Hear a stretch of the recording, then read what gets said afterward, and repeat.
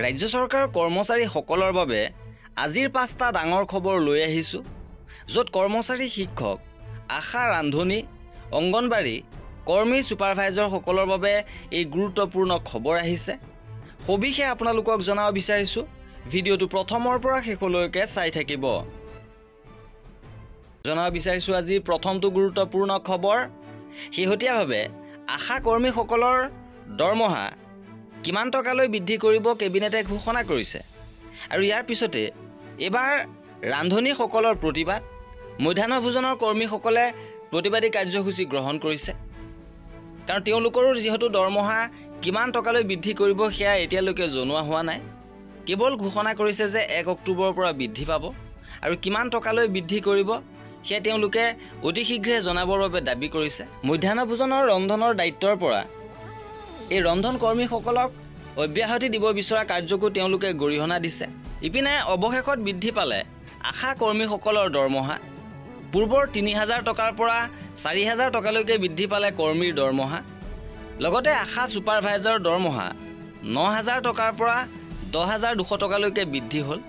আৰু ১ অক্টোবৰৰ পৰা কাৰ্যকৰী হ'ব আশা কৰ্মীৰ এই নতুন দৰমহা।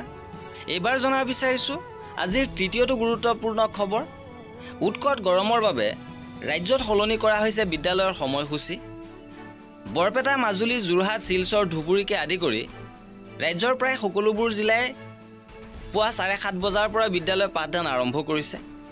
আৰু এই ক্ষেত্ৰত উল্লেখযোগ্য যে শিক্ষামন্ত্ৰী ডক্টৰ ৰণোজ পেগুৱে বিশেষ নিৰ্দেশনাৰ জৰিয়তে জনাইছিলে গৰমৰ বাবে প্ৰতিখন জিলাকে ব্যৱস্থা গ্ৰহণৰ বাবে নিৰ্দেশ দিছিলে। আৰু সেই মৰ্মে প্ৰখৰ ৰ'দ আৰু উৎকট গৰমৰ বাবে শিক্ষামন্ত্ৰীৰ আহ্বানৰ প্ৰতি সঁহাৰি জনাই ৰাজ্যৰ শিক্ষানুষ্ঠানসমূহ ৭:৩০ বজাৰ পৰা ১২:৩০ বজালৈকে চলিব।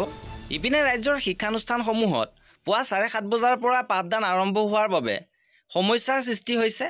হাজাৰ হাজাৰ শিক্ষক কৰ্মচাৰীৰ হাহাকাৰ, কাৰণ শিক্ষা ক্ষেত্ৰত তেওঁলোকে উপস্থিতি দিব পৰা নাই। বিদ্যালয় পাঠদান ৭:৩০ বজাৰ পৰা আৰম্ভ হোৱা বিষয়টো এপটোৱে জানিব পৰা নাই, যাৰ ফলত তেওঁলোকৰ উপস্থিতি দিয়াত সমস্যা হৈছে। ইপিনে পেঞ্চনাৰ সন্থাৰ প্ৰতিবাদ, মুখ্যমন্ত্ৰীৰ হস্তক্ষেপৰ কামনা। চৰকাৰী পেঞ্চনাৰ সন্থা অসমে উত্তৰ পূৰ্বাঞ্চলৰ ৰাজ্যসমূহৰ লাখ লাখ পেঞ্চনাৰৰ পেঞ্চন সংক্ৰান্তীয় কামৰ বাবে নিয়োজিত গুৱাহাটীৰ লখৰাত থকা ভাৰতীয় ষ্টেট বেংকৰ কেন্দ্ৰীয় পেঞ্চন প্ৰচেছিং শাখাটো সম্প্ৰতি কলকাতালৈ স্থানান্তৰিত কৰিব বুলি ওলোৱা বাতৰিত গভীৰ উদ্বেগ প্ৰকাশ কৰে আৰু ইয়াৰ প্ৰতিবাদ জনায়।